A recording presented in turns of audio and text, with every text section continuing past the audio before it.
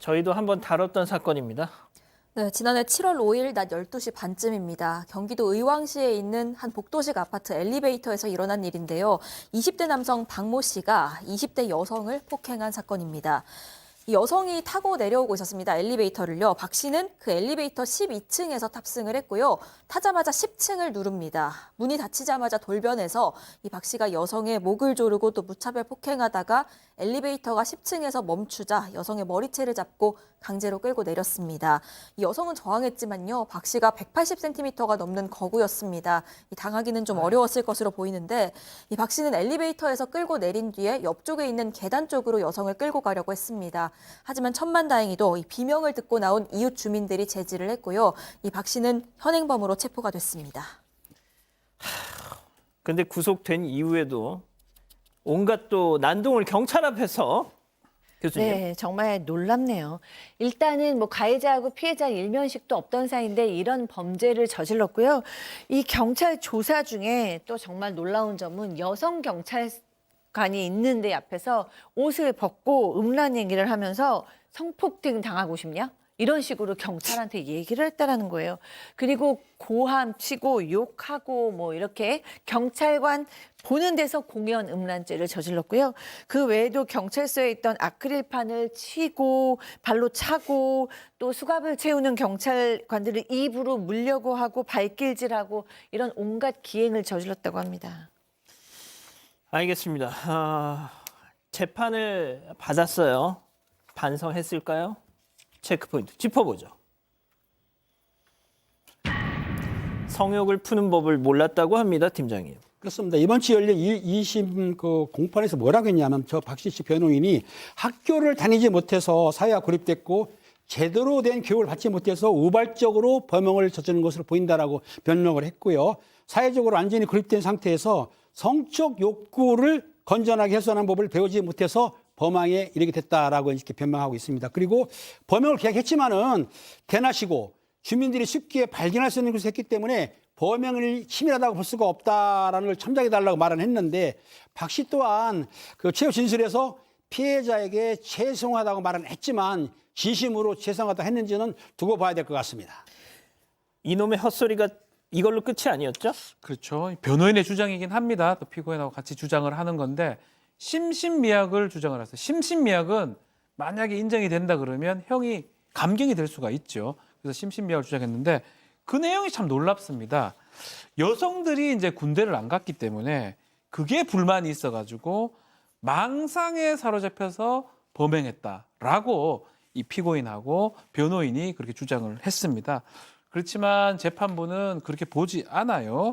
범행 며칠 전부터 아주 치밀하게 준비를 했다 그러고 비상계단 쪽으로 데리고 가려고 했던 거, 장소도 그렇게 택했다는 거, 그리고 하의를 좀 편리하게 범행할 수 있게 입었다는 거 등등 봤을 때는 아주 계획적으로 범행을 했고 또 술이나 마약에 취해 있다는 그런 사실 발견되지 않기 때문에 이런 심신미약 주장을 받아주진 않습니다.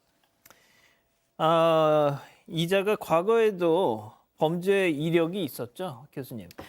정말 네, 기가 막힙니다. 네, 이 정말 사람이 짐승과 다른 점은 우리가 지킬 거는 지켜야 된다는 건데 이 사람 뭐 초기에 범죄 사실이 드러나자마자 그 전에 과거에도 강간미수 혐의가 있었던 건 알려졌는데요.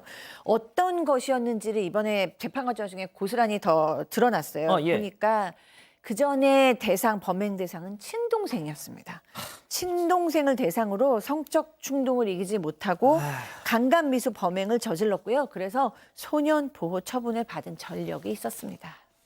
자, 지금 이자의 2심 재판, 항소심 재판이 진행 중인데 얼마 전에 1심 재판 선고 결과가 있었죠? 선고가 있었죠? 네, 지난해 결심 공판이 있었는데 일단 검찰은 징역 21년 6개월 구형을 했습니다. 그리고 전자장치 부착 명령 등도 요청을 했었는데 일단 그 이유는 이거였습니다. 범행이 매우 포악하다, 피해 회복이 이루어지지 않았다, 그리고 피해자가 엄벌을 요구한다라는 거였는데요.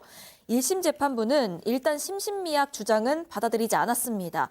참작할 정상은 없다고는 했는데 다만 성폭행이 미수에 그쳤고 불우한 성장 과정 등에 따른 영향을 고려했다고 했고요. 그래서 징역 8년 선고를 했고요.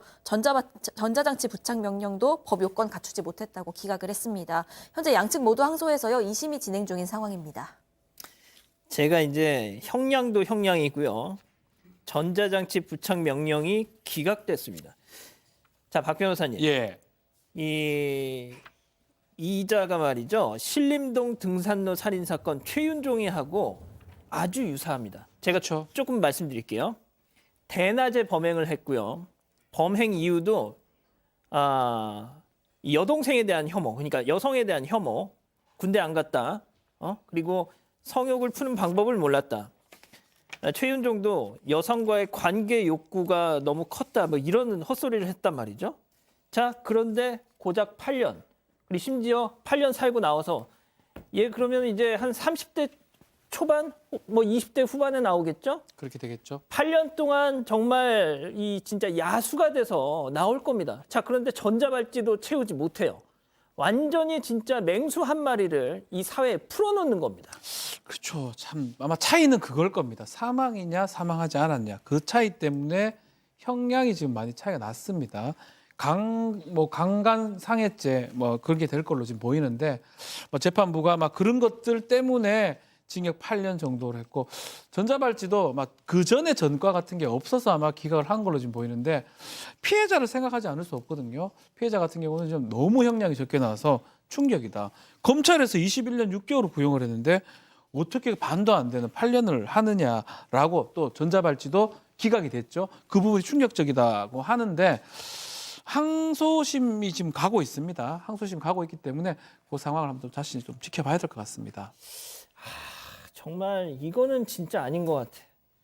교수님, 이거는 진짜 아닌 것 같아요. 어떠십니까? 저는 끔찍합니다. 8년 후에 이 사람이 지금 친동생을 상대로 강간 미수가 있었고 성욕을 푸는 법을 몰랐다. 그래서 같은 동에 있는 여성을 이런 식으로 폭행해서 성폭력을 한 건데 이 사람이 8년 후에 그대로 사회에 나온다? 아까 앵커께서 얘기하신 맹수를 사회에 풀어넣는 것이다. 저는 이런 경우에 뭐 8년, 20년을 넘어서서 좀 강력하게 화학적 거세 같은 것도 고려해야 되지 않나라는 생각이 들고요. 정말 어떤 피해자가 나와야 이런 위험한 사람을 사회가 제어할 수 있는 것입니까? 참 이해가 안 되네. 전자발찌 이것도 못하게 한 건 정말 이해가 안 갑니다.